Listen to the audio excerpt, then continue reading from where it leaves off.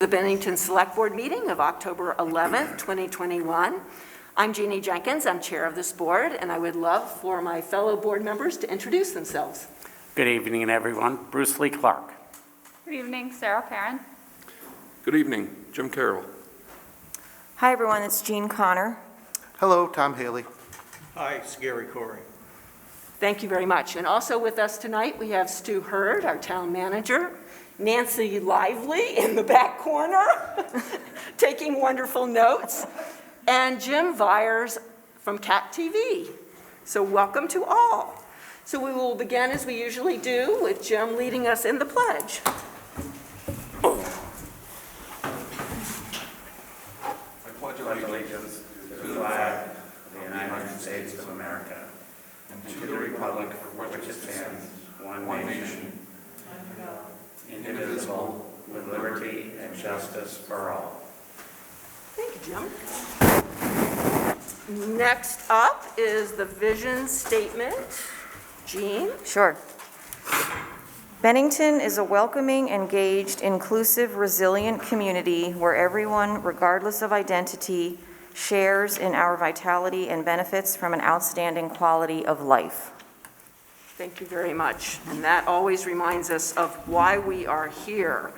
I do want to say for any that are not wearing masks, thank you. Everyone is wearing a mask.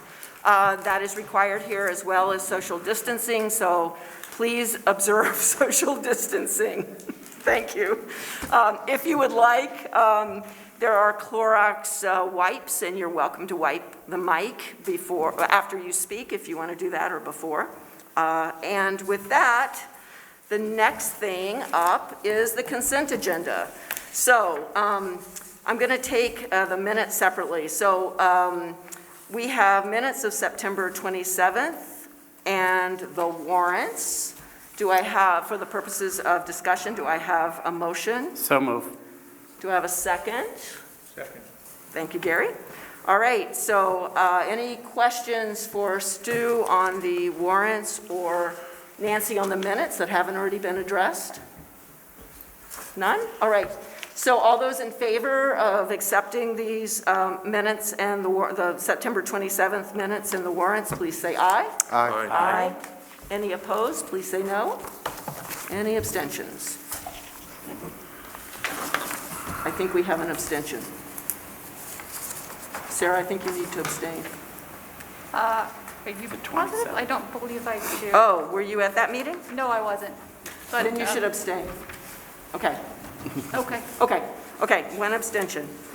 All right, and then let's look at the minutes of October 4th. For the purposes of discussion, do I have? So move. Motion, thank you. Second? Second. Thank you, Jean. All right, any discussion on the minutes from October 4th? No? All right, so all in favor, please say aye. Aye. Any opposed, please say no. Any abstentions? Gary's abstaining. All right, thank you very much, everyone. Next up, it's our pleasure again to have Dr. Trey Dobson with us to give us a COVID update. And we really appreciate you coming in and regularly giving us information. That is. Absolutely. I'm looking forward to the day when I'm not needed here. That would be great. Just a little bit about cases and hospitalizations and percents. We are seeing in Vermont just a steady level of cases, percent positivity, and hospitalizations over the past, let's say, 6 weeks, which is kind of a long run here. And what I mean by that is we have a percent positivity of about 3%. In other words, for every 100 people that test, about 3 of them are positive. And our hospitalization rate has been sort of even between 35 and 40 patients in the state hospitalized each day. Now, when you look at that, you think, the cases are even, the hospitalizations are even, everything is just level. But it's actually not, because cases are per day, hospitalizations are per several days. So what we're seeing are more cases and less hospitalizations, and the primary driver of that by far is vaccination. So it's keeping the patients from getting sick and being hospitalized, which is a really good thing. Around the country, just for comparison, Vermont has about a 3% positivity. The U.S. itself has about a 6% positivity. But the number of cases per 100,000 in the state of Vermont mimics what's going on in the country, which is why we feel pretty good that soon we should see cases dropping in Vermont, because they are in the rest of the country. Again, due to vaccination mostly. Switching gears a little bit to treatment, I just want to talk about treatment because that's in the news a lot. Types of treatment for COVID-19 include monoclonal antibodies, which you've read about, which right now are administered intravenously in a hospital or healthcare-like setting. And then antiviral medicines, which can be administered intravenously in a hospital setting. And then also on the horizon, as you probably saw last week with the announcement by Merck of a successful trial with an oral antiviral medicine, and there are many other trials occurring. So the reason I bring all that up is that there are treatments, and there are going to be more treatments for COVID-19, but I want to stress that right now almost all of these treatments are for very early in the disease, and they are for individuals that are at high risk of getting severe disease. If we don't get the treatments to them early in their disease, then the chances it helps it's not futile, but it's very little help. And that's the same with a lot of drugs. So an example might be if you have advanced cancer, your chances of chemotherapy and other interventions in completely curing you are much less than if you were in the early stages of cancer, and it's the same. And I bring that up to say that ever underscores the importance of vaccination. If people think that treatment is going to replace vaccination, they're completely wrong, at least not with the current treatments. You got to be vaccinated because that's what prevents you from getting severely ill in the first place. And I'm happy to take that offline and talk to folks more about it. The media has tried to cover it, and they've done a great job, but they haven't brought out that aspect to it. So unfortunately, you have people in parts of the country saying, see, I told you so, I don't need to be vaccinated, there are treatment options, and that's just not the case, unfortunately. Boosters, which is the most confusing thing that I have seen in the past 10 years, I think, in healthcare. I've got it dialed in because I do it every day, but you just can't imagine what people in the public think about this. Let me just say this, our website at SVMC explains it. If you feel like you qualify for a booster right now, I can just say you would have gotten Pfizer initially. But hopefully within a couple of weeks, that'll be more clear that almost anyone can get a booster who qualifies. And you can do that by just really walking into the COVID Resource Center up at SVC, or even a pharmacy, or if you happen to be at your doctor's office and they happen to have the vaccine, you can do it that way too. But the easiest is just to come to the Resource Center. There's plenty of vaccine, there's plenty of capacity. Even for the next topic, which is in anticipation of kids coming forward. So we strongly anticipate that by October 30th or thereabouts, let's see, the 31st is on a Sunday, so maybe the 29th. They always seem to spring these things on us right on a Friday where it's hard to get things together. But at least in early November, administering Pfizer vaccine to those 5 to 11. The dose is reduced, and it's shown to be just as efficacious and just as safe. We'll have more information on our website. The state does a great job with this too. They may be just a couple days behind, but they'll have good, solid. I like the way that the state does their website. It's clear for the most part. It's written in a language that we can all understand. And so that's great. And then let me just finish it with what I finish with each time, and that is when are we going to be able to drop masks and go about life? And I can say two things. One is we actually do go about life pretty well. I think most people are used to this. The school systems are getting testing in. It's working. It's still problematic. It's still stressful. It's still very difficult for educators and those in businesses. But we're getting better. And we can take the masks off when we get a much lower incidence of the virus. And right now, it's hard to imagine that, but it will drop. If you look at the curve, it's very steep. And in combination with kids getting vaccinated, because right now, about 25% of the tests in Vermont, 22 to 25% of the positive tests are all in kids that are unvaccinated, actually under 12, so they're not even eligible for vaccine. So once that starts up, that should make a big dent as well. So I'll stop and see if there's any questions, and if Great. not, I'm happy to take them offline as well. Wonderful. So we'll start with the board. Jim? Yeah, Doctor, when you talk about booster shots, is it the same amount that I got Moderna, and it's 2 shots? So I'll repeat that. Yeah, it'll be a repeat, and it'll be, Jim, it'll be the same vial. So I could actually, a vial has about, let's just call it 10 doses. I could draw up and give to someone who needs their first dose of Moderna or their booster shot. So it's the exact same vaccine, and it's the same concentration. Now, in the future, that may not be the case because we'll be having vaccine that's modified for variants, so you may receive a different vaccine. But someone who is starting their vaccine series would then also receive that new vaccine. So same vaccine, same dose. It's going to be also even more confusing because on the 15th of October, the FDA is going to consider whether or not a different vaccine can be given in place of the primary series. So in other words, you got Moderna, and then could you get Pfizer? And there appears to be no advantage to that. The advantage is just from resources. If you happen to go into a pharmacy and you're ready for your booster and they don't have one, but they have the other, allowing you to make that choice. There's a lot of theoretical reasons why people say, hey, maybe I should mix and match my different vaccine. But that's not actually the intent of the booster. The booster is to remind cells that have long been dormant of what they saw before. So administering a different vaccine may only induce that primary and not that memory boost that we need. As you can see, it's very simple and straightforward, right? So why not just do it in one dose instead of two? Oh, so that's actually not the medicine's fault. That's how our body works. So our body needs to see it, and then it needs time, and it needs time to develop a T cell response and some other things that actually take weeks and weeks. And it's actually the reason that, unfortunately, people die because the virus acts more quickly than your body at making that immune response. And it's the same with other diseases as well. One last question, and that is, phrase it, but enforcement at the hospital, or the requirement that everyone be vaccinated. Mm-hmm. And there's been, we've seen around the country some really profound resistance to it. And I wonder how the folks at the hospital are adapting. Yeah, that's a great question. So doing really well. So first off, look at where we're located. So much less resistance and hesitancy in this area of the country. So that helps there. Second, it is the culture there is very strong. I do know that by November 1st, everyone will have complied. Now, whether that means they are vaccinated or not is a different story because there are some exemptions. The exemption for a medical reason is very strict, and that is limited to if you've had a reaction to an ingredient in the vaccine.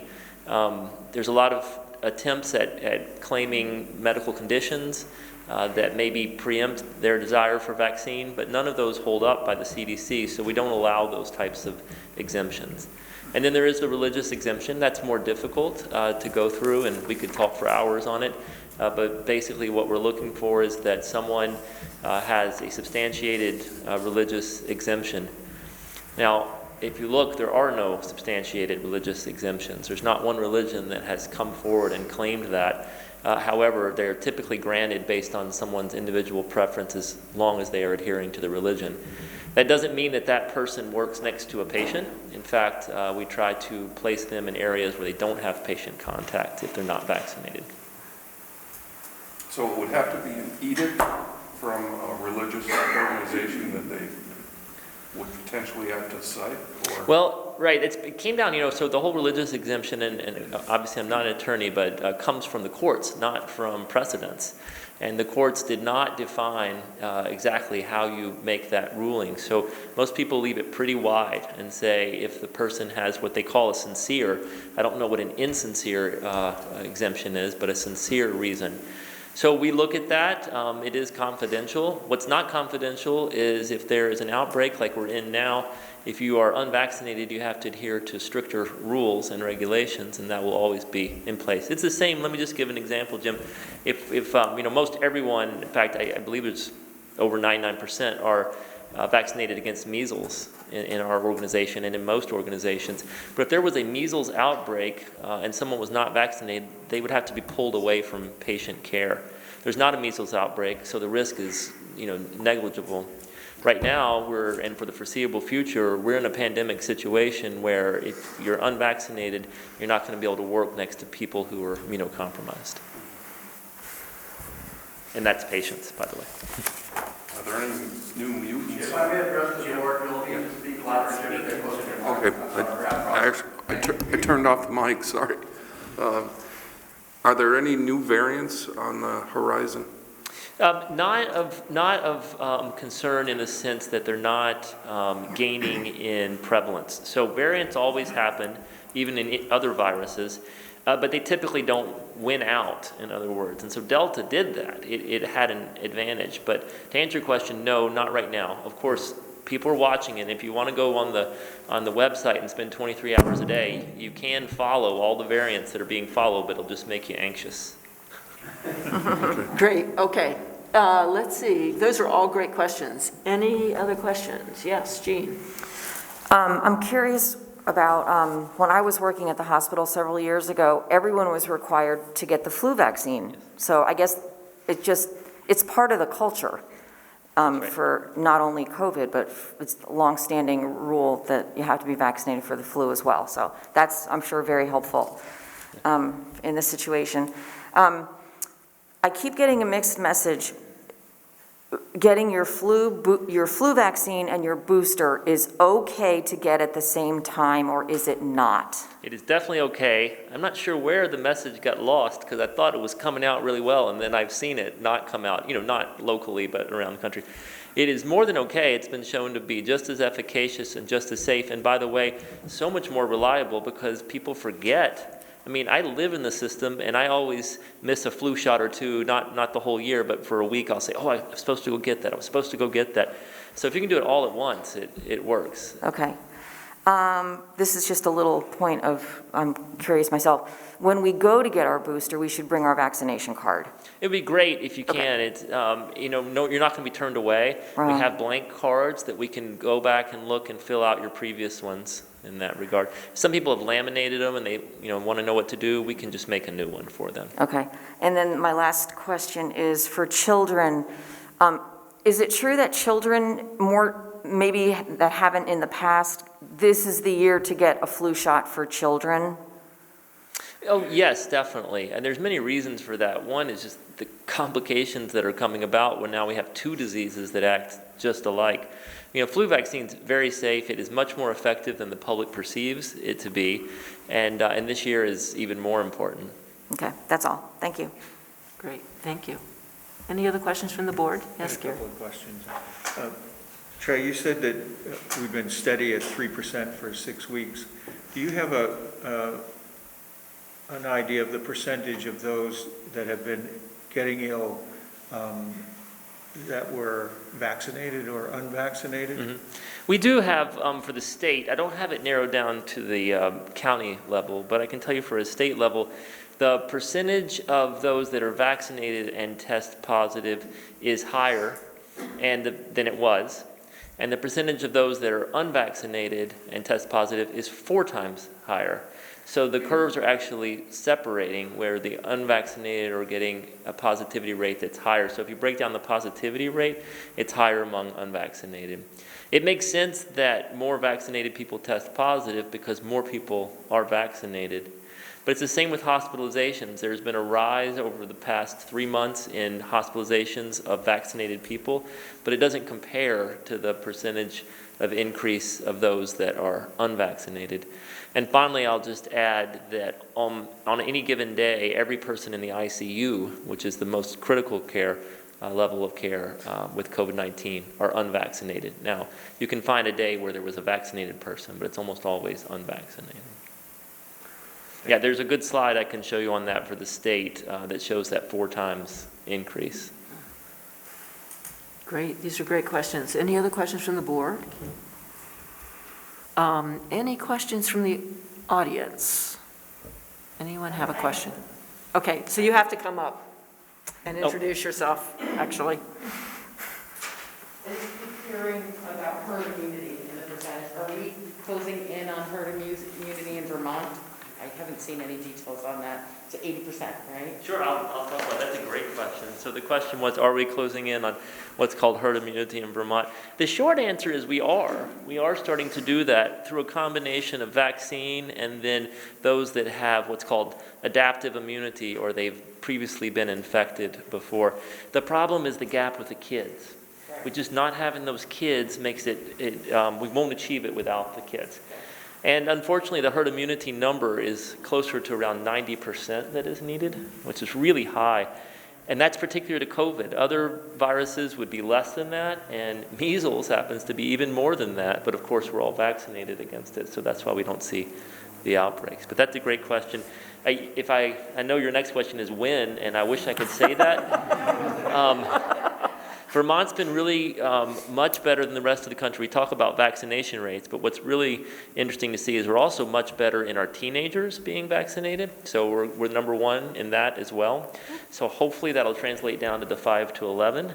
And if we could get 60 to 70, which is a high number percentage of them vaccinated, we would be at that herd immunity type level.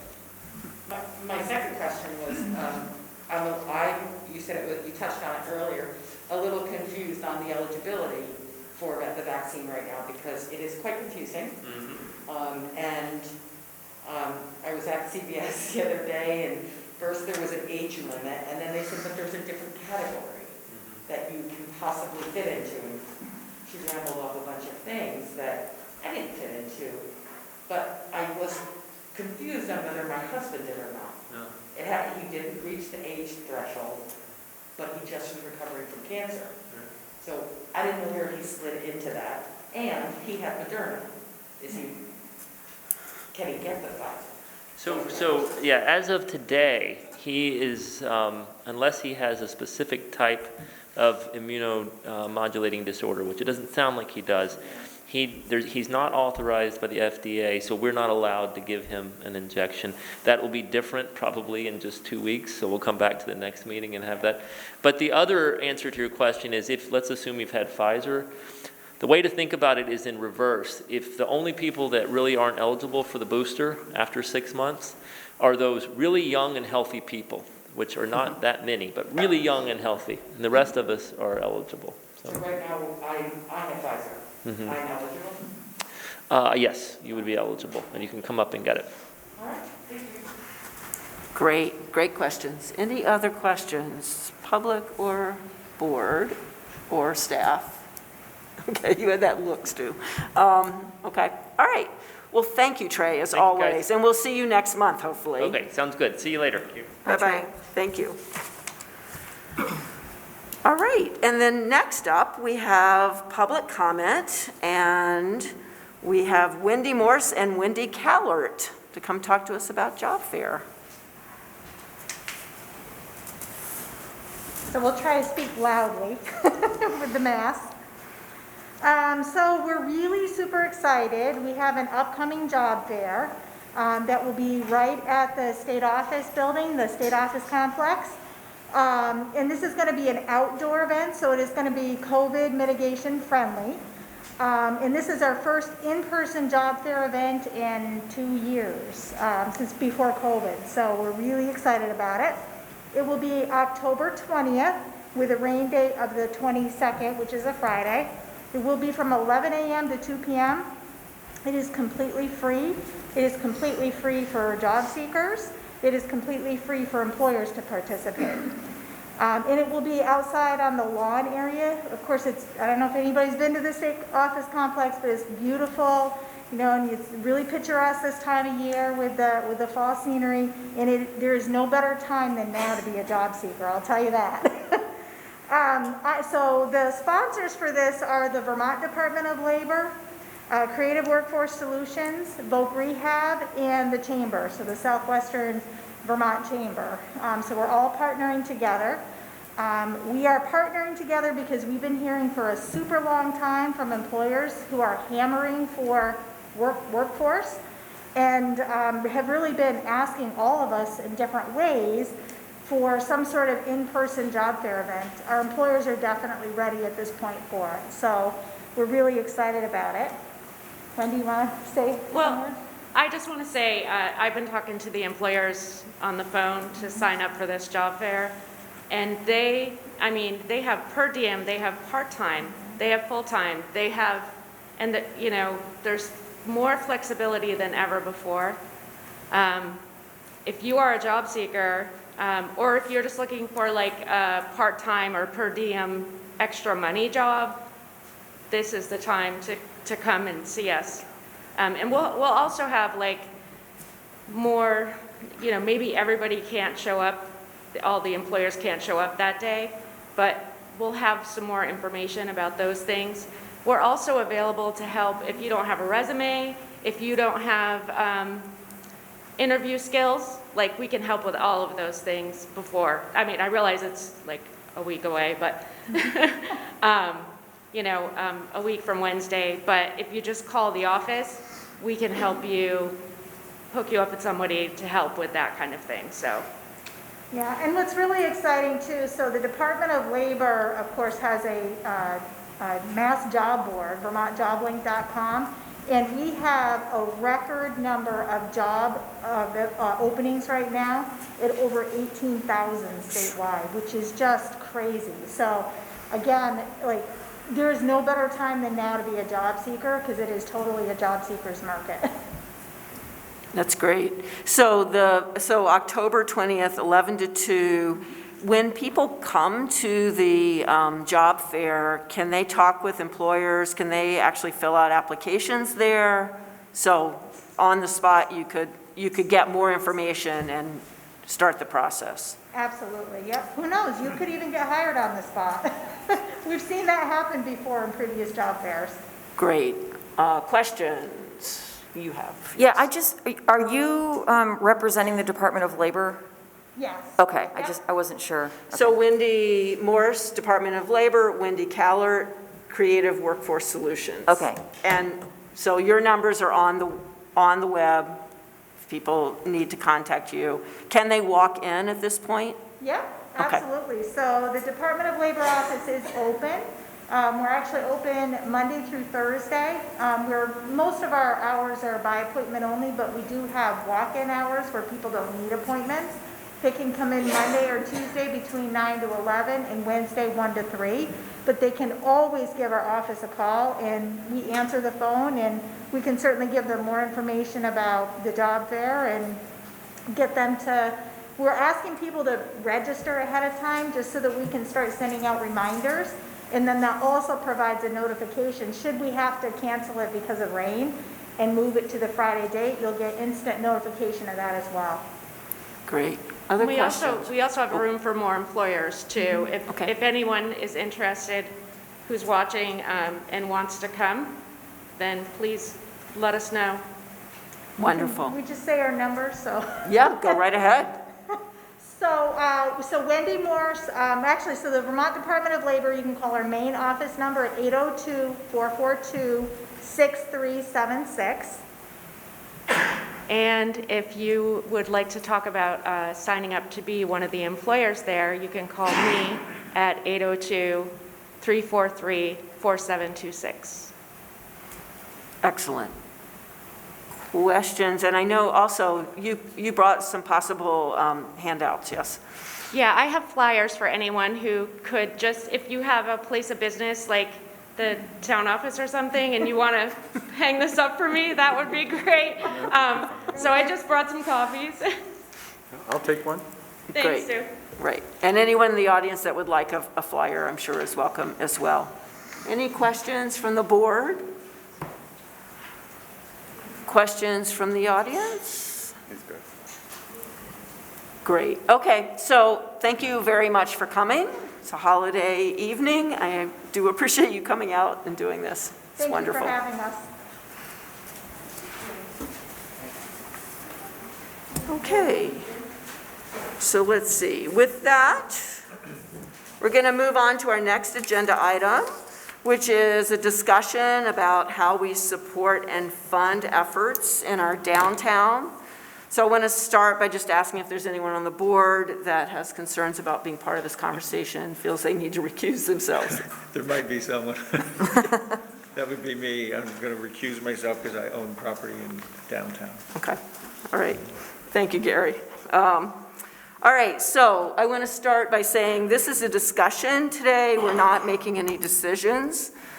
This evening is really an opportunity for the board and the community and the BBC to talk with each other and get a sense of what questions are out there, get some information, and hopefully we will, at our next meeting, make a decision, but let's hear the information first.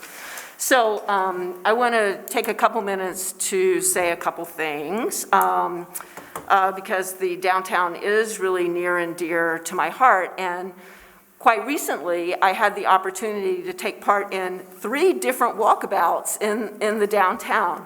One with Congressman Peter Welch, another with Lieutenant Governor Molly Gray, which I think several of us were on those, and then also a walkabout with our economic development consultants, which Gary and I were able to go to, our consultants being White and Burke. And so, we toured the downtown. We also looked at Ben High. We looked at the Bennington Community Center, which is the former rec center. We looked at Energizer, SVC, campus. And, the feedback was really quite striking because in all of the cases of the walkabout folks, they come to Bennington maybe once a year or, usually once every couple years. And their excitement about the changes and the vibrancy that they are seeing was really nice to hear. That every time they visit, there's something new, there's something different. We're thinking more broadly. It was really nice to hear their feedback. And I had a similar experience. This weekend, I was fortunate to do a little bit of volunteering at the Putnam Square Welcome Center. And we had, day trippers, we had locals with, folks, friends and relatives in tow. We also had an amazing number of people on their way to weddings and in Vermont, and Bennington was their first stop on their, trip northward. And, again, they loved the vibrancy. They were excited by how beautiful it was. It was amazing just how excited and happy people were to be here. So, one of the things, that people kept talking about, because they'd ask, what can you do, outside of the downtown? So we'd send them other places, they would come back, blah, blah, blah. Was that they kept talking about that it wasn't just the downtown, but it was Bennington that was such a great place to visit, and that, their intentions were to come back through here and visit again, which I really, I really appreciated hearing. And I guess, I want to say, these changes we're seeing, they just didn't happen miraculously overnight. They've been a long process of a lot of public and private partnerships and conversations and a lot of vision. And I would say over the last 8 to 10 years, there has been a lot of effort put into thinking about how do we become the place we want to be. And I think that's really important, and I think one of the ways that shows up is in looking in the last couple months, the number of events that have chosen the downtown as their launching place. So certainly the Summer Homebrew Festival, which was in the old title lot, that brought a lot of people in to just enjoy the community, enjoy a beverage. Same with Garlic Town USA, which brought several more people, 6,000 tickets. That's an enormous people to bring into our downtown, and the downtown businesses and everyone all over town just kept commenting on how good that was for business in general. And finally, the Food Truck Festival, thank you, Sarah, which is just always so wonderful. It's a time just to kick back and, again, eat food that we might not be able to eat at other times of the year in town. And just, it's great. And the fact that all of those places chose the downtown as a launching place, I think does speak to the importance of our downtown. And last, I'll be quiet in a minute, I just want to take us back 10 years to 2012 when the Vermont Council on Rural Development came to Bennington and spent like a month holding a series of meetings with us to determine what we cared about in the downtown. And at that time, most of us, I think none of us, were you on the board? Maybe. But just started. Okay, so, you know, if you look at the list, it's like hundreds of people that took part with their landline numbers there. Like 10 years is a long time. And, you know, the one of the 4 top priorities was making downtown a destination.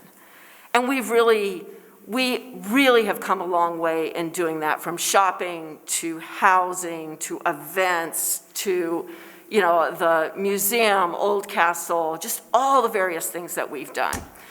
So I think that's a long way of saying that it is very clear that what's good for downtown is good for the broader community.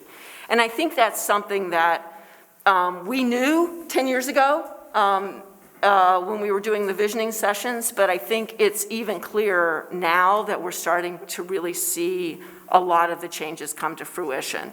So that brings us to the discussion at hand. The BBC is largely responsible for assisting in all of these activities and developments downtown, you know, everything from making the downtown look beautiful to really taking the lead in setting up, taking down, advising, organizing events downtown. And the funding mechanism for all of that is really, it really falls on a small group of downtown property owners and businesses. Because right now, what we do is put an extra tax on downtown commercial property owners to fund downtown specific activity. And in the select board packet for tonight, there is a map of the downtown, and you can see the downtown improvement district, which is the taxing district that we have downtown. So people that are in that district, you know, pay twice. They pay once for general support of the town of Bennington, and then they pay a second time specifically to support the downtown. So it feels like it is past time to start thinking about, you know, should we be thinking about this differently? Does this make sense for us to be doing that? And so for that purpose, we've invited the BBC to come and talk with us this evening and have a conversation with the board and the public about, you know, about this topic. We will have a conversation tonight. Over the next 2 weeks, the public will have opportunity to contact, you know, anyone for more information. And, you know, my hope is that we'll come back at the next meeting and make a decision about how we want to do this. So right now, I'd like to invite Susan Plaisance, who is the president of the BBC, and also Michael McDonough, who is the interim director, to provide us with more information. Well, thank you, Jeannie. Thank Sure. you for having us. And my name is Susan. I'm the president of the Better Bennington Corporation. I was with Jean on most of those walkabouts and in the Welcome Center this weekend, and it was great. It was almost gave me a tingling feeling to look downtown and see all these people walking downtown. The vibrancy was great. But I just want to, for those of you who don't know what our mission is, our mission of the Better Bennington is to lead and support the public in private efforts that promotes and enhances our downtown as a vital commercial and cultural heart of the community. And I think that we're getting there. We're doing a really good job. I'm going to bring on Mike to help me explain it more. So just want to. Sure. Mike is our acting executive director. Yes. And Michael McDonough again. I forget that sometimes when I come to the microphone. I want to thank Jeannie for your sneaking in the reference to Putnam Square this evening, because I have always held that the center of our town is Putnam Square, and I appreciate you mentioning it that way. We want to talk generally about the relationship between our downtown and our community in general. And as has been mentioned, particularly by Jeannie, the landscape of our downtown has changed. And it is very obvious, and we should appreciate that fact. There is a new vitality. That word and vibrancy seem to be popping up in all of our conversations. And it is feeding the entire community. And I think that's a key point. There are more people living downtown, shopping and socializing downtown, accessing services, and there is greater reason for visitors to come and to stay in Bennington. And so we can appreciate all of the impacts that fall on the entire community from those particular changes and activities. This new downtown vitality plays a key role in community-wide vitality. And I think that's a point that we truly want to emphasize tonight. And that is happening in a series of ways. This new vitality, not just in this moment in time, but in the future, attracts new business to Bennington and to downtown. It promotes sustainable population growth. And we know what a critical issue that is for the entire state, and Bennington is not free of those concerns. It provides necessary goods, services, and social activities that enhance the entire community. It attracts visitors in supporting a vibrant tourist industry, which is incredibly important to us, and was again proven this past Indigenous Peoples Weekend with the number of visitors that we had to our downtown. And a vital, successful downtown sustains a growing tax base, which then parlays into the ability of the whole community, education, infrastructure, all the things that support the life of a community is aided by that growth in tax base.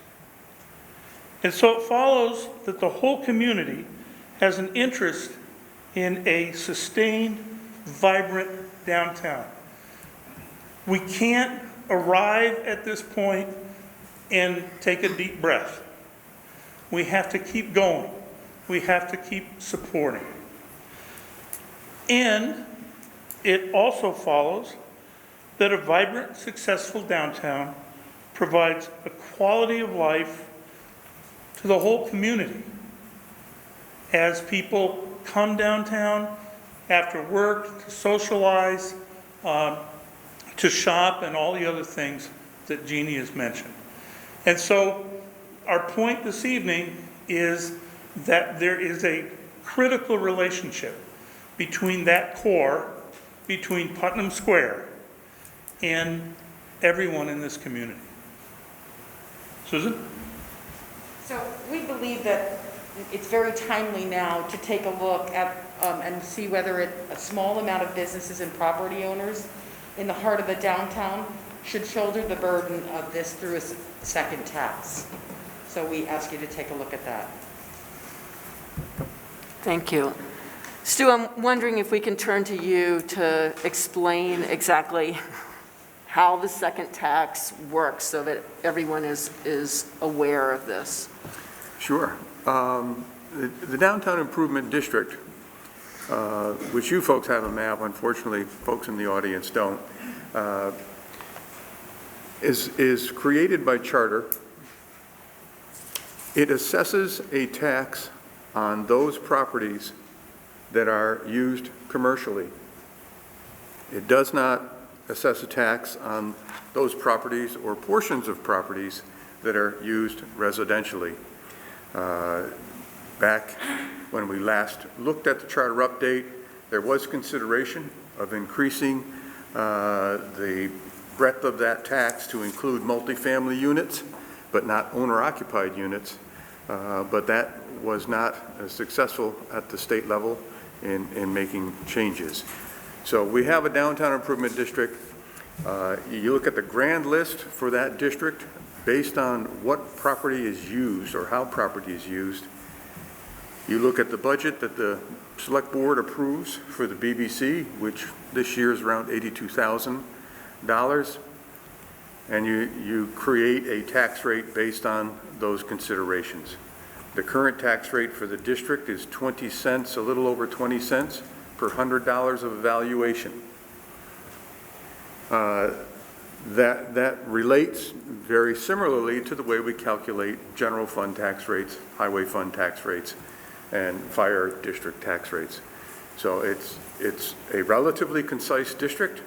It is further restricted by the use of the properties, and those property owners that have commercial uses are asked to carry the load for funding the downtown improvement district contractor, which would be the BBC. Thank you. That good? Thank you. Okay, yeah. Well, it's complicated and I think probably not widely known. That's maybe true. Yeah. So let me open up. So the question is, should we continue, or the discussion that we want to have is around, should the support of all the efforts in the downtown continue to be placed on those commercial properties that are in the downtown, or given the role of the downtown, should this be broadened out so that taxpayers in general are helping to support the downtown? Is that the question at hand? Yes, okay. So with that question, does anyone have any questions or thoughts around this? I do. Okay, go for it, Jim. So if this were, this new way of taxing or supporting the downtown business district were to be put in place so that effectively property owners town-wide would cover the cost. Is that what you're saying? Mm-hmm.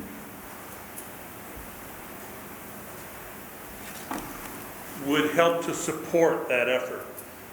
There are other sources of revenue, but this is a particularly important one.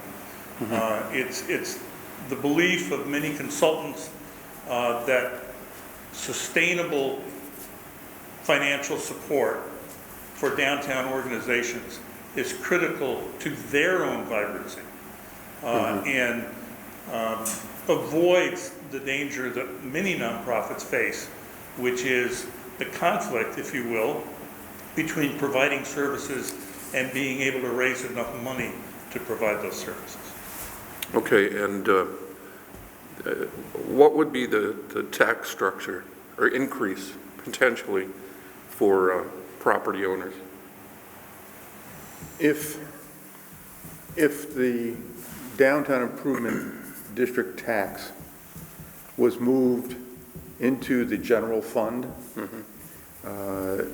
it would amount to 0.8 cents on the tax rate, which would be about, I think it's $8 on a $100,000 home on an annual basis. And of course, it would relieve the tax impact on the folks within the district. So it would be 0.8 for, let's say, a penny for every $100 worth of value? No, Yeah. 100,000, well, so, yes, but so it would be 100 $8 on a $100,000 house. Okay. Yeah. So what would be the gross amount that would be generated? Well, using the current approved budget of the BBC, it's $82,000. That's what you're trying to raise. And just as we do when we interview and ultimately fund the Bennington Free Library, the North Bennington Library, and the Bennington Rescue Squad, we would put the BBC into that category of agency. They would be reviewed at budget time with their proposed budget. The board would get to approve it or not, or reduce it or increase it, whatever. And then it would be placed within the general fund. And that's how you would get your impact based on just the current budget. What I think the larger impact is how much it reduces the impact on the current property owners in the downtown.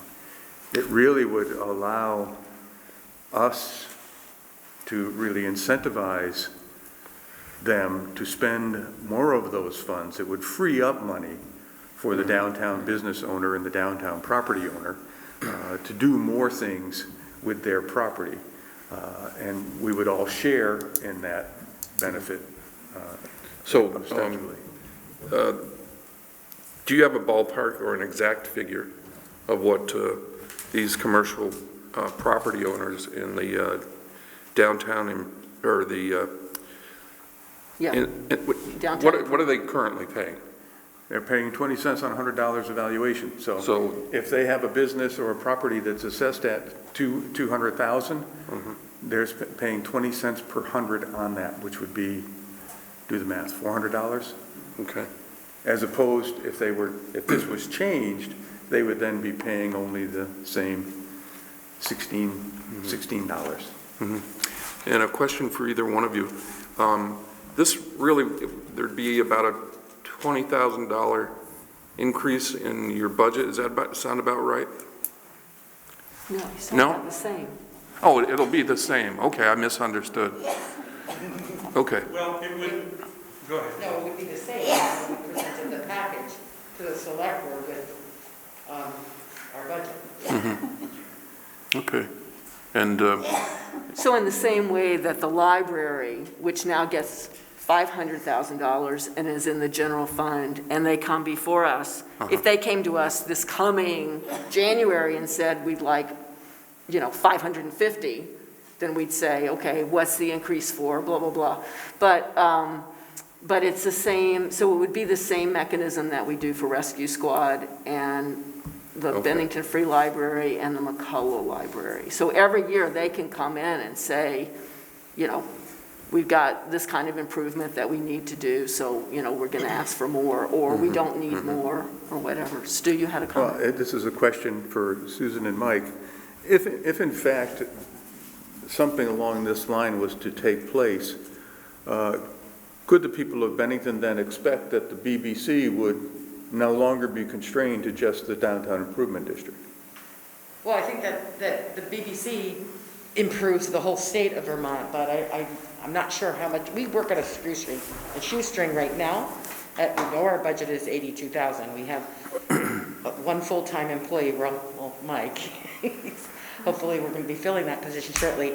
And then budgeted for two part-times. I'm not sure how much further we can go out with, say, decorating the town, but we certainly would help the downtown, or the rest of the town, sorry, the rest of Bennington.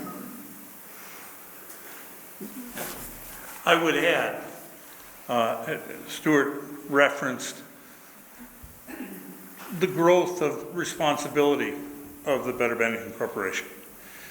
I think that I know that an analysis we have conducted internally about the perception of what downtown Bennington is far and significantly exceeds that boundary, which is the downtown improvement district. And so it follows that the BBC ought to be responding to that expansion with expanded responsibilities. And so if we were to try to expand those responsibilities beyond the current downtown improvement district, we would still be shouldering those within the district with the cost of doing so. So that's a specific aspect of why broader support from the community makes sense.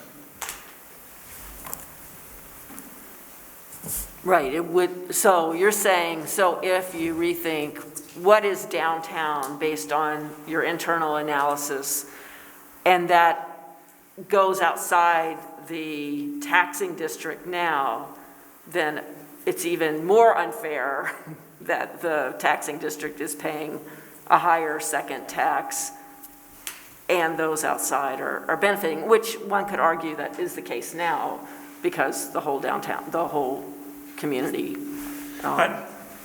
does. Another point that I'd like to add is that, yes, we're talking about support of the VBC, but we're also talking about specific support for the downtown in other areas, such as downtown furnishings, the Bennington and Bloom program, all of those things that we see when we go downtown. If we believe that downtown is expanding, should those elements expand as well?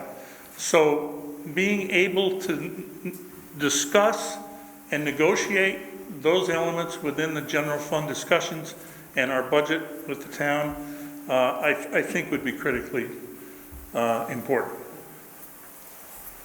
Question. Bruce does too. Okay, well, Okay. In thinking about this, do you have a sense that removing that extra tax for a new business owner looking for a place to put down roots and open their shop, do you get a sense that it seems like it would be beneficial in drawing new businesses? And then as a piggyback on that, have you done any research and looking at other communities within Vermont and their funding structure for their downtowns and how it's working other places? I think that, going back to your first point, that new business component is a component. We want to attract businesses to downtown, and the first thing we might say to them is, and oh, by the way, there's an additional tax. So, well, then why should I bring my business downtown? So that's a very important point, Gene. I think that, and I think we should be proud of this, that we are breaking new ground in this town-wide aspect of support. And we might end up setting a trend if it proves to be successful for us. There are many models within the designated downtowns, which is a state program, and we are one of the designated downtowns. There's a great variance in the way downtown organizations are supported. Some are structured within town government, and so it's clearly a governmental entity which is supported by general tax funds. Others, at the other end of the spectrum, rely on their own resources to be able to fund their programs. And I would say that the majority currently fall into this bifurcated relationship, getting some funding, stable funding from the town, and fundraising to bolster those resources. And which funding mechanism do you feel like is working the best? Well, from the standpoint of downtown organization, I would think that those communities which have taken it upon themselves to support that effort through general taxation have a tremendous advantage. Okay. And so the difference here is that in at least one of those communities, the downtown director is a municipal employee, and is also a community development director. Oh, Wow. And That's a so that ties that totally to the municipality. In our particular instance, we have an organization which advocates for downtown support freely. And we can disagree, we can agree, but there's always that important distinction between the responsibilities of the municipality and the responsibilities of the organization to advocate for elements that would make our downtown successful. Thank you. Bruce? Yeah, I'm just going to want to make sure that I understood you, and particularly in answering Stu's question. And it's posed essentially, for me anyway, by looking at the maps that we got. I'm sorry that everybody else can't see these, but we have a number of overlapping, changing, differing understandings of what downtown means depending upon who you're talking to, I guess. And this board has also, in the fairly recent past, expanded our understanding of downtown to include the old Bennington High School in that region, which is not right now included in the Downtown Improvement District. So let me just I want to be clear for me anyway, and maybe for the community. When, under the current rule, as it stands, are you able to do anything beyond the map that is the Downtown Improvement District? Our responsibilities are contractually related to the Downtown Improvement District taxing district. So the answer would be no. Yes, but Okay. we can't do our job adequately without having an eye towards what is beyond that boundary. And the obvious case in point, the Bennington Museum. If you ask anyone, where's the Bennington Museum? It's in downtown Bennington. And yet, we can't expend your funds in any way that would support the museum. We can talk about the museum. When people come into the visitor center, we can tell them, you've got to go to the museum. But there is that statutory line, if you want to call it, between our current taxing district and all of our resources. That's what I was, okay. So the answer is essentially no, even though you'd like to. So one could say, and at least at the moment I might say it, I'm thinking if the museum is part of downtown, which I quite frankly had never really thought of that, but maybe it is, then I'm looking at the potential of the Energizer facility as well on Scott Street and that environs. I'm looking at a variety of other possibilities for this. I guess what I'm sort of aiming at is that one of the pluses, for me anyway at the moment, there may be others, is that it does free you up to begin thinking more broadly about what downtown means, and that we're not contractually obligated to the particular taxpayers of that particular district. Yes. Is that a fair statement? It is. Okay. I may have more questions for you over the next couple of weeks, so I know your numbers. Yes, you do. Thank you. These have all been good questions. Any other questions from the board? Sarah, are you hoping to join us? Something. Yes, thank you for bringing this to the board's attention. I appreciate this, and I think this will help businesses and attract businesses to downtown. So I'm just thinking about this, and I want to continue thinking about this, but I really appreciate you bringing this to the board's attention. Thank you, sir. Great. All right. Any other board thoughts, comments, questions? Any community? Nancy, please come on up. Introduce yourself. Ask your questions. Hi, Nancy White, Bennington. More comments than questions. First, about the Downtown Improvement District. When it was created, it was clear to have it expanded, it needed voter approval, correct, Stu? That's When the correct. charter was updated a few years ago, a change was put in to take it away from the voters and give it to the select board. And I believe when it went up north, the state took that out. Am I correct? That's correct. So to hear now that you want to change the rules and have the local taxpayers support this expanded downtown. We've been helping pay for the Downtown Improvement District for 30 years. We fixed the public sidewalks, the streets, the parking lots. I think we've gone above and beyond for the downtown.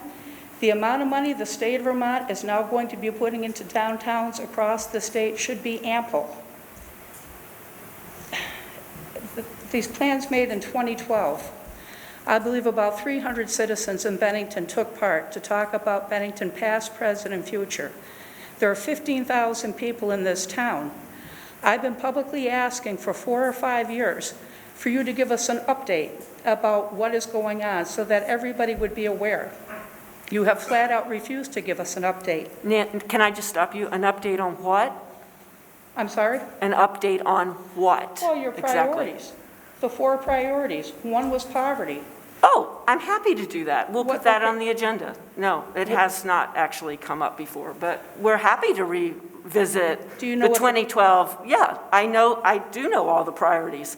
And so we're happy to do that. So we'll put that on a future agenda. It may Jeannie, not be the next one, it may be the one after. Jeannie, I have asked at public meetings for years now. You have refused to give people an update. Nancy, that is incorrect, but you will get, but we're happy to talk about it, absolutely. Okay, one of the 4 priorities was recreation. We should have had the gym at the rec center by now. We've waited 40 years. We've supported many projects and programs and groups. Had we not done that, we would have had the gym. The UCS building never should So have been Nancy, there. let's stay on topic, please. Okay, so we're discussing the downtown right now. Well, you're talking about how it's a very small group who's been pushing these 2012 plans. Some of the people in the group don't even live in Bennington. Nancy, please, we will have a conversation on an update on, on the Jeannie, priorities from 2012. But right now, this conversation, the topic of this conversation Okay. is discussion on downtown funding structure. Okay, downtown, when it came to the zoning changes, 2 meetings in May, huge changes, worked on for over 5 years. I raised concerns with Dan and Mike at the DRB meetings. 20 minutes, you made huge changes, many of which are going to be detrimental to our town and to our neighborhoods. The downtown now including Gage Street, the rec center and Energizer, that's like saying Willie's and Yachts are part of the downtown. Citizens have no say. We're blocked until we find out it's a done deal. And nobody has explained how Bennington is being turned into a regional hub. That should have been discussed for years.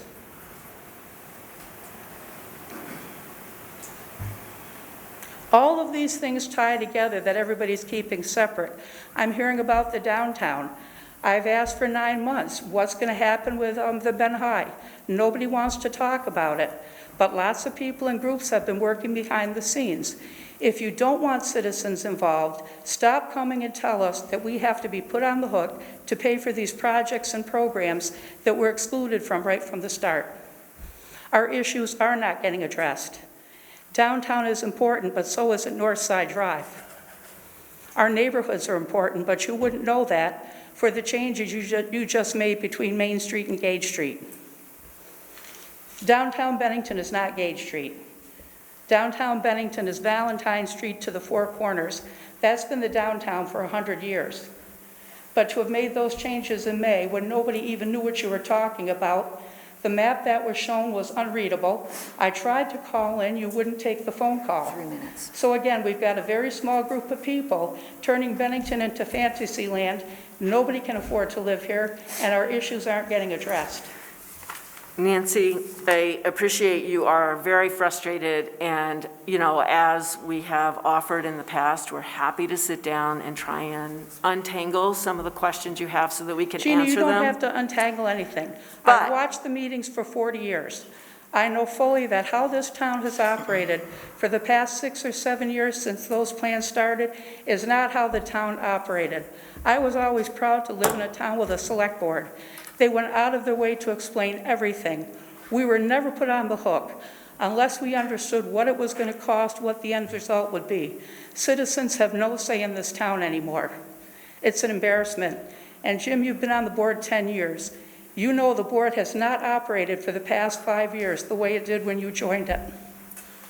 I disagree. Yep, yeah, thank you for your comments, Nancy. All right, so any other comments on the downtown funding structure? We do know how to get hold of so we can call the BBC office with questions. Certainly, I think we've got a lot to think about. There are excellent things happening in Bennington, and we want to make sure that we keep moving forward in a positive way. So, all right, if I'm not hearing any more questions, then we will end this topic. And Gary, come on back. I really do appreciate your presentation and the information that you provided us. I really do appreciate your attention on this matter. Thank you. You're welcome. Thank you for saying that. Thank you.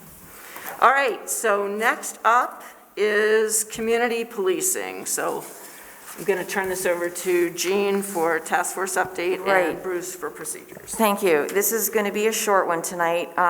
So the task force had their first meeting last Thursday from 5:30 to 7:30. They were on Zoom, and they appointed or elected their 2 co-chairs. They elected their minute taker.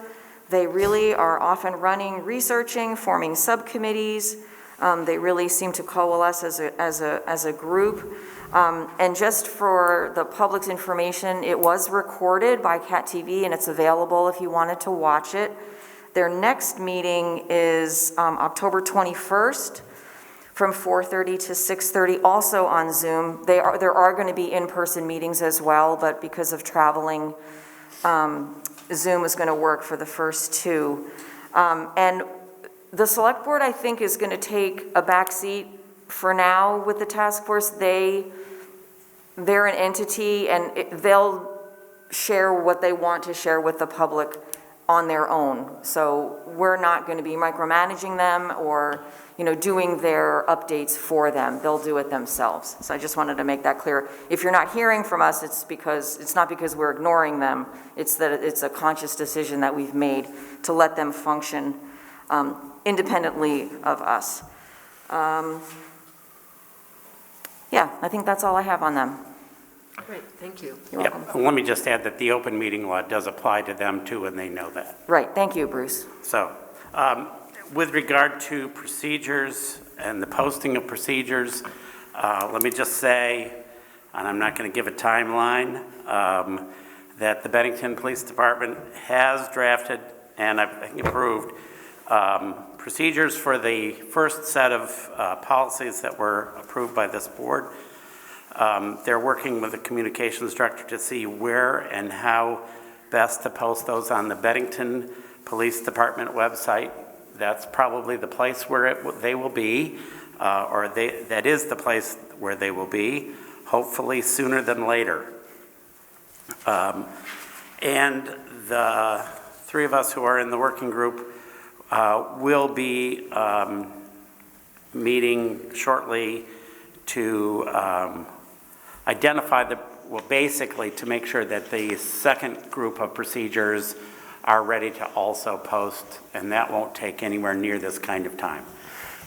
So it's the advantage of having a communications coordinator, and giving him that time to coordinate how it gets out. But I'm looking forward to seeing them posted as soon as is humanly possible.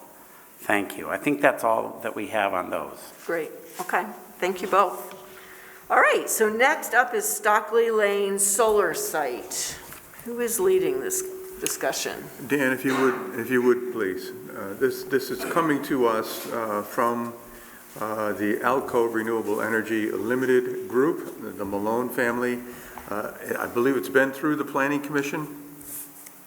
Well, no, and that's because it's a preferred site, so we don't Thank have you. any, we don't need to decide whether it's a preferred site or not, because it is a preferred site identified in our town plan explicitly and adopted by the select board, which ironically was opposed by the Malones as part of this 7 years of litigation they discuss in their letter to the select board, which you all got. But their basic request is, I can summarize their letter, is they have reached, they being Alco and the Malones, have reached a settlement with the folks at the Apple Hill subdivision, basically under the following terms. Alco has agreed to acquire, and they have acquired, a preferred site in Bennington, a site that is identified as a preferred site for renewable solar generation. And then they have agreed, Alco has agreed to ask, and they have actually filed a petition with the Public Utilities Commission to have the Chelsea and Apple Hill solar facilities that were proposed moved to Stockley Lane, which is a property in Stockley Lane, which the vast majority of that property they purchased is a preferred site. So what they're requesting from the select board is that petition to the Public Utilities Commission be supported by this board. My understanding is that the Apple Hill, well, I've seen letters, the Apple Hill Homeowners Association has already written a letter of support to the Public Utilities Commission. And so Alco is requesting that the select board do the same. This petition to the PUC is far from assured that it will be approved, because it is asking for something fairly unique, which is allowing for special pricing that was approved for those particular Chelsea and Apple Hill sites to be moved several years later, now 7+ years later, to this other site, which is really not our concern. That's a Public Utilities Commission concern, whether or not that's acceptable under their rules or not. I would say the concern of the select board, which is made much easier by the fact that we have a town plan with preferred sites, is whether or not you folks think that a solar facility in that location is okay. And to some degree, that decision has already been made because you folks have adopted the map. I would say it's appropriate, and I would recommend any communication to the Public Utilities Commission would state that is subject to the details of the installation. They still have to do the appropriate screening and all that kind of stuff. They still have to comply with the screening ordinance. So, if there's a nearby home, they need to screen it, et cetera. So those details, we don't have a plan yet. We just have, do you guys support moving it to this preferred site? That's a fairly straightforward question. The question I think is probably already answered, but you obviously don't have to put together any recommendation to the PUC unless you feel comfortable doing so. I'd be happy to answer any questions, although my knowledge is essentially limited to what you've seen, but I have read it closely and be happy to answer whatever I can. I'd just like to make one comment, and that is, we all know how bitter the fight was, and for the Malones and the Apple Hill gang to have reached an agreement surely indicates that hell is frozen over, in a good way. It is remarkable that a settlement was reached. I mean, Jim, you'll remember, you and I and other members of the select board that were there at the time were sued personally Yes. for daring to attempt to identify preferred sites. But that's all in the past. Preferred sites have been identified. Alco has purchased and is looking to develop one of those sites, and they're requesting at this time that the select board essentially confirm that's a preferred site, and it would be, the select board would not object to a solar site there. The other concern that I had, and you answered it, but I think it bears repeating, this parcel will be subject to all the screening laws and et cetera? Yes, Okay. yes, so they'll still have to screen the perimeter, obviously, and there is a small portion of the site in the front that is not, that's a very small bit of acreage, but it's closest to the Burgess Road. That's not a preferred site, so they'd have to stay behind that line, but those are all details that would come out if the PUC agrees that they will transfer the special pricing to this site, and then they'll have to go through all the criteria for, placing the facility on the site. They'll do endangered species, wetlands, all those sorts of floodplains, which is not an issue there. All those things don't go away just because it's a preferred site, but it does say that the select board, if all those criteria are met, believes it's an appropriate location for a large-scale facility. So, Great. Gene? Yes. Just point of clarification. I think you said this, but I want to be clear. Given that animosity and given the history of this and the litigation, Apple Hill, you have seen a letter that Apple Hill Homeowners Association has sent supporting this request? yes, if you go on to the PUC's website, there is a petition, or I don't know if it's called petition, but a document from the homeowner association that says that they've agreed to this settlement and are not opposing that location. Yeah, I tried getting there today, and that wasn't as successful No, as I hoped. I will have to say Jim is absolutely correct. It is remarkable that a settlement has been reached. Right. It's obviously contingent on a big decision on the PUC, but Yep. it is kind of heartening to see that all that effort that was put into identifying. Sometimes sites. mediation does work. Yes. For all practical purposes. Yeah, are we looking for a motion? Well, do we have any other questions, comments? Yeah, Gary. Yeah, no, the question I have is, it's already been approved as a preferred site, right? So that's not what you're asking us tonight. Well, so yes, it has, if you look at the energy section of the town plan, we have a very explicit map of locations that are considered preferred sites for solar facilities, large-scale solar facilities. This is definitely one of them. It's clearly one of them. And what we've been asked to tonight is for the select board to formally communicate to the Public Utilities Commission that they support moving the Chelsea and Apple Hill solar facilities to the preferred site on Stockley Lane. I would add, subject to review of final design. But I think that would clearly be in line with what the town plan contemplates, and it was recently, well, I'll say recently, I guess it's now 2018, so not that recently, but so it would clearly be in line with the policies in place for solar facilities in Bennington. And we're in no way affirming that the pricing should follow this project. That's not our decision to make. Okay, It's a I just wanted to make statutory- sure. It's a statute that the PUC is going to have to interpret. We don't have the authority to interpret. Even if we did support it, it would have no real meaning to them. What does matter is that the local legislature agrees that the preferred site continues to be preferred, and that this large-scale solar facility would make sense on that site, subject to final design. Yep. Obviously, we have to see what it's going to look like and make sure that none of it's outside of the preferred site, and that any neighboring properties have adequate screening. But we have said loud and clear that we want these facilities on these preferred sites, so it makes total sense to support this move, subject to final design. Yeah, I read this pretty carefully. I can't say I read it word for word, and I couldn't find really anything in here about pricing, but that's because we're not approving pricing, so, yeah. Right. If you look at the petitions that are attached, it's very clear in the petitions to the PUC what they're looking for. Yep. They want to get that pricing approved before they go ahead and design it, which Right. makes, I have to say, it's rational. Right. We're not going to spend time trying, because that's what makes this deal lucrative, is that very, very generous pricing that they were awarded, I guess now 7+ years ago, and that's what makes this project make sense for them. Thanks. Great. Other questions, comments? I have one more. Yes. So it will still go through design review?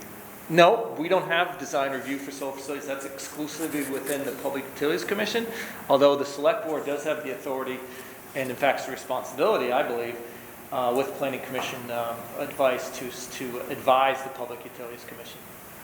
So we were talking about screening So issues like that. when they file, let's assume that which is a big assumption because this is the first time that it would be done by the PUC, let's assume that that priority pricing was granted for this new site. Then the applicant, Alco, would then have to design the project for that site, submit a petition to the PUC.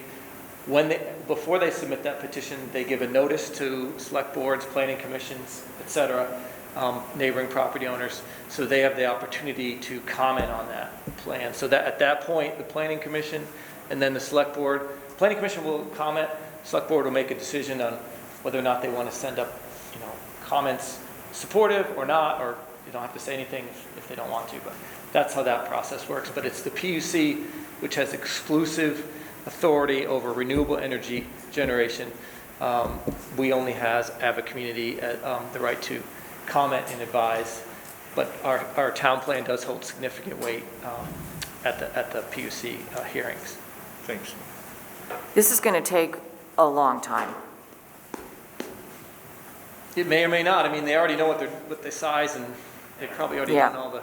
But if they don't get the pricing, then they're going to sue and If they don't get on the and on pricing, and they on we go. continue the appeal to the Supreme Court, which is where it's basically being stayed right now while they try to work out this settlement and obtain the PUC's approval. If the PUC doesn't approve that pricing change or that pricing being applied to Stockley Lane, it's very likely, I can't predict, but it is extremely likely that the Alco folks would continue their appeal to the Supreme Court regarding their denials of the two projects. So That's very helpful. Any more questions or comments? All right, so we're looking for a motion. Bruce, it sounded like you wanted to make a motion. Yeah, I'd be willing to make a motion that we support that we direct the town to send a letter in support of the request from whatever their names are. Alco Renewables, subject to the restrictions that are in our current plan, basically. so it's basically subject to review of the final. Yeah, review the final project based on what's in our town plan. Nancy, you've got that? Okay. Great. I'll second that motion. Great, thank you. So all in favor, please say aye. Aye. Any opposed? Please say no. Any abstentions? All right, thank you very much.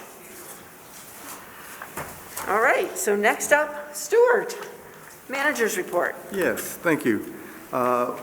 One action item, I think at the last meeting, the question was asked about the SVC fields use.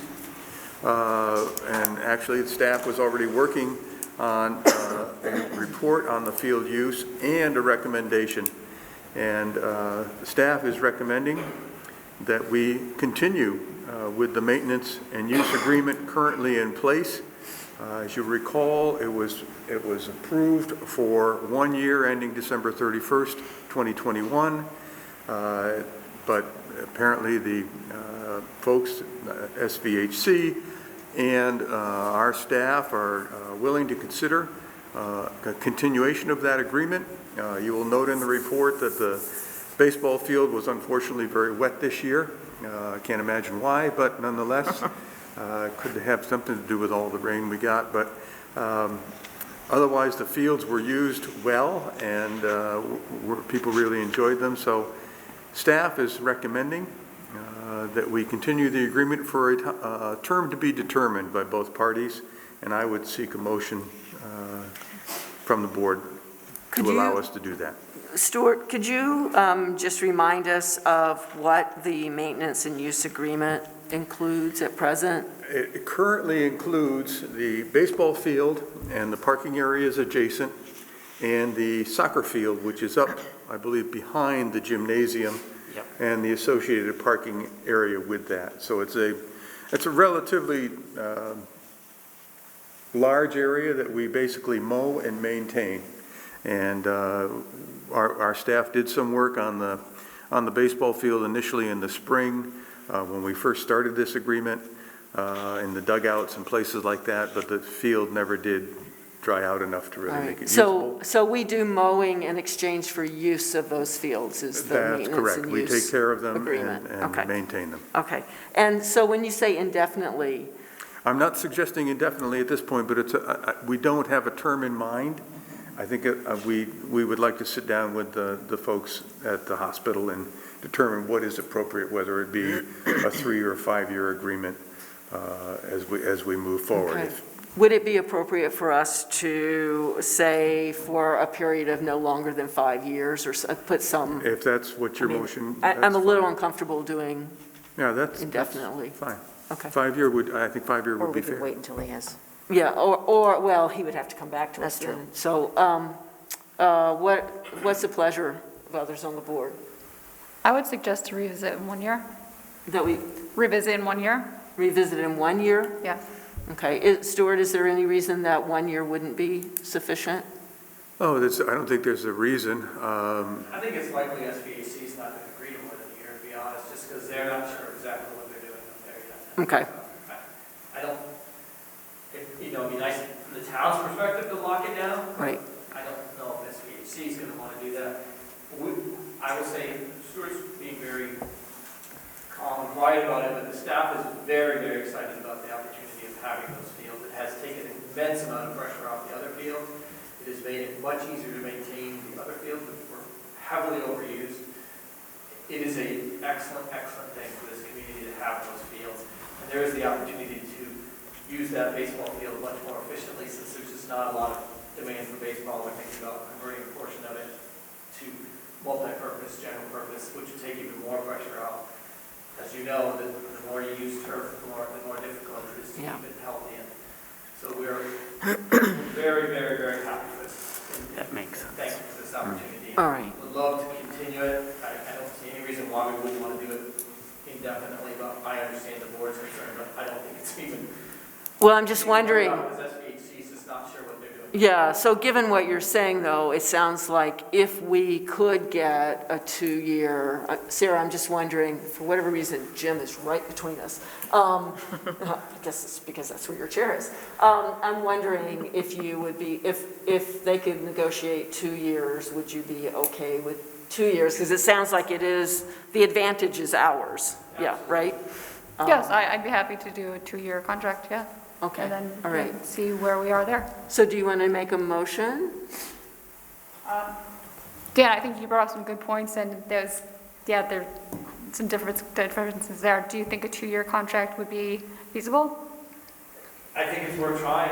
Like I said, I'd rather lock it down for longer than any period, but I think 2 years is probably about as far as SBC probably. Okay. We could go at this time, and understandable, because they're trying to make the best use of the property, and they're not quite sure exactly what they're doing. So we could frame it as for a period of up to 2 years, and then if they only want to lock it in 1, we're still okay, if that works. Okay, so I would make a motion to set contract for no more than 2 years at this point. Second. Perfect, okay. Any more discussion? All right, all those in favor, please say aye. Aye. Any opposed, please say no. Any abstentions? Nope, okay, super. Thank you. I have a couple of announcements to make here, and I don't mean to steal Jonah's thunder, but the new citizen survey will be launched tomorrow, October 12th. It will be available online at www.benningtonvt.org/survey. You can mail the town offices for a copy. You can call 442-1037. We're going to have copies at the town offices, at the community center, which is the rec center, and the senior center on Pleasant Street. The survey will close November 3rd. So, folks, the citizen survey is out. This is an every other year survey that we perform. So, please tell us what you're thinking. It's a pretty an extensive survey, but it won't take you forever to finish it. So, Why not at the library? pardon me? Why not have the surveys at the library? Well, we made them available at spaces that we have some control over, so that we can replenish copies if the numbers get low. And I'm not entirely familiar with the library hours at the present time, so that was one of our thinkings. Second thing, this is an announcement, beginning October 12th as well, we will begin a 3-week period of hydrant flushing. As you all know, the PFOA contracts have expanded our water system far beyond what we used to have, so we've now added an additional week of flushing for the hydrants. For folks at home, please be careful when you turn your water on. If your area has just been flushed, use the cold water only. Allow it to run if it's discolored until it clears. And you should time your washes along those same lines so that you are certain that you have clear running water when you attempt to do a clothes wash. Some areas of town where there is not high water use, you may find some discolored water. So just be aware that we'll be in your neighborhood throughout the next 3 weeks. Second thing here, just to let the folks know out there that the town of Bennington is instituting a mandatory vaccination or testing regime for all town employees, and that is full-time, part-time, seasonal, and others. It will take effect November 1, very similar to the hospital's effective date, allowing some employees to begin the process if they are not currently vaccinated. And then we will follow up on a weekly basis. We have police and public works taking verification of testing regimes if those are required. And then at the town offices, our human resources folks will be handling all of the other departments. I think fortunately the town does not have a lot of employees who are unvaccinated.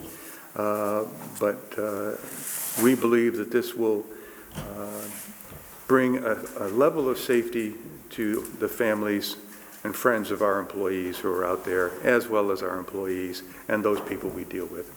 And I'm happy to say that both police and public works unions have been supportive of this mandate, and so we are moving forward with that. And on a lighter note, I did spend some time last Wednesday at the Senior Center having coffee, although coffee wasn't served, but it's called Coffee with the Seniors. But nonetheless, spent about an hour talking with the folks there. Probably about 20 to 25 people attended. And interestingly enough, their major concerns have to do with bike riders on sidewalks, skateboarders on sidewalks when they're out walking, panhandlers. And I hadn't seen that problem in a while, but apparently older people, when they are out walking alone, are sometimes accosted by people looking for money. We did talk a little bit about the potential move to Ben High that is currently being studied. There is some concern by folks who are at the center and use the center on a regular basis that they really like where they are. It's really quite beautiful there. But they're all open to continuing information sharing as we move forward. And the last thing that really was somewhat surprising is we apparently don't do a very good job of advertising when we're voting, because these folks, many of them were very concerned. They didn't understand what the school vote was that's coming up. They hadn't been able to read much about it. It's been covered in the banner, of course, but with mail the way it is, with other things going on around town, just not focused on it. So they're hoping to get more information more often. And we did talk a little bit about the online newsletter that we started out, and we're going to get more aggressive in getting that out to the folks, because if they're signed up and they can go online, and in fact many of the people in that room are online already,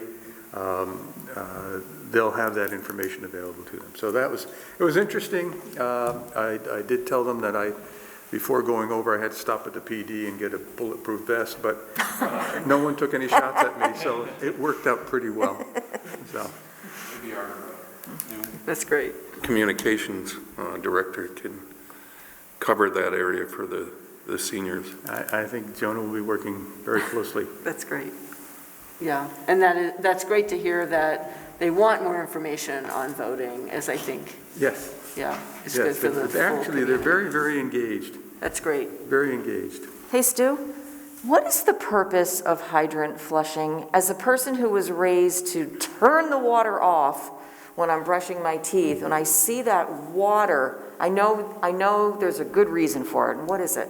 It's actually to essentially clean grit and settled materials out of the system, which in the long run, and I may be talking out of time here because I'm not in the water department, but I think it also goes to making the chlorine residual that we need to keep in the system more efficient.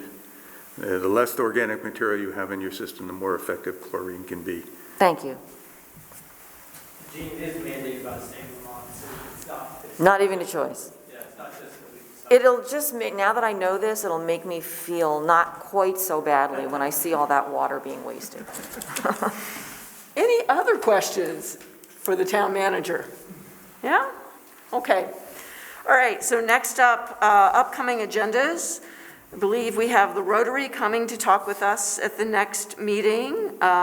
We will have a second discussion on the downtown funding structure, and we'll look at whether the next meeting or the meeting after, we have an update on the VCRD community visit priorities. Okay, we'll see where that falls, because I'm always surprised at what needs to be on the agenda that we don't know 2 weeks beforehand. So that's good. All right, other business.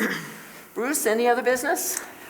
Just two things. A thank you to the town employees who've been working out on Washington Avenue and elsewhere, not just Washington Avenue, but Washington Avenue is looking better every day. I know they'll be pouring cement tomorrow, but I just wanted to say these are our neighbors, our friends, in some cases for me, former students, and I want them to know how much I appreciate their hard work. They get me up in the morning early, much more than I would like to, but they are working hard to try to make this, and they have put in, I think they're scheduled to be putting in about 1,800 feet of sidewalk this year, which is really quite remarkable. So thank you for them. And secondly, I just want everybody to know that between today and the 29th, the Bennington PD is participating in Socktober, which is an effort to bring new socks to people who are homeless. It's the #1 item, as we all know, and quite frankly, I think couldn't be a better way to do this. The Bennington Coalition for the Homeless will be the distributors, and if you have new socks, and I emphasize that, you can bring them to the Bennington PD lobby, and don't be put off by the need to push a button. They'll let you in if you've got socks. That's it. Great, thank you. Sarah? I just want to wish a happy birthday to my business partner and husband, Michael Negro.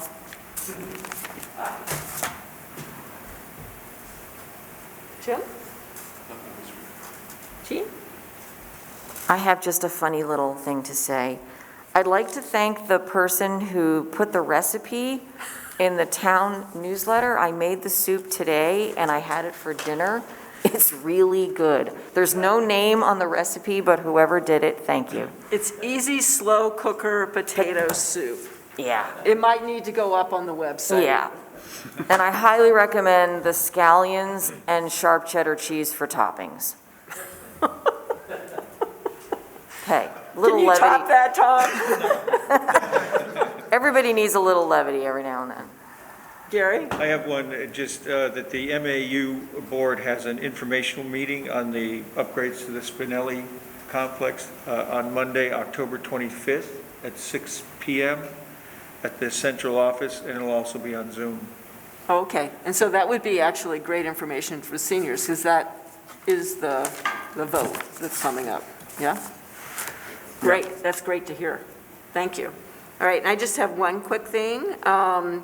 You've probably seen it in the paper, but PAVE is organizing Warm the Children for this year, and so if you would like to contribute to Warm the Children, either financially or with your time, please contact them. And the Banner is running an ad now on a regular basis. Yes, yes. So, all right.